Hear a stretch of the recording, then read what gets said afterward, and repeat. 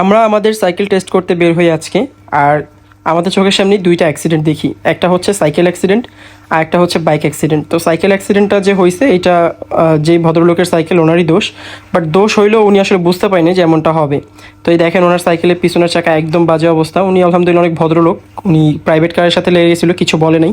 আর private কারে যারা ছিল তারাও ভদ্রলোক। আসলে এটা একটা অ্যাক্সিডেন্ট, কারোই দোষ ছিল না, মানে দুইজনই ভুলবশত এটা লেগে গেছে। সো আপনারা যখন হাইওয়েতে রাইড করবেন অবশ্যই সাবধানতা অবলম্বন করবেন সব বিষয়ে। এইটা দেখতে দেখতে আমরা যখন বাসায় ব্যাক করতেছি তখন এই যে আরও একটা অ্যাক্সিডেন্ট, সেটা হচ্ছে বাইক। আর এই অ্যাক্সিডেন্টটা হওয়ার কারণ হচ্ছে শুধুমাত্র আপনার একটা সিএনজির জন্য। দেখেন সিএনজিটা হচ্ছে বামে চাপায় দিছে, বাসটা হচ্ছে ডানে চাপায় দিছে। এর মধ্যে দুইটা বাইক একসাথে ব্রেক করে দিছে, কিছুই করার নেই। আমি সাইকেল টেস্ট করতেছিলাম পিছনে, মামারা মামলা দিবে কিনা ভাবলাম। আমি হেলমেট পরা ছিলাম, কোনো প্যারা নাই, আর লাইসেন্সও আছে সাথে বাইকের, বাট সাইকেলের প্রয়োজন নাই। তো আমরা যখন হাইওয়েতে রাইড করব নিজেদের একটু সেফটি মেনটেন করে তারপর রাইড করব। এর কারণ হচ্ছে একটা ছোট ভুলের জন্য বড় ধরনের দুর্ঘটনা কিন্তু হইতে পারে।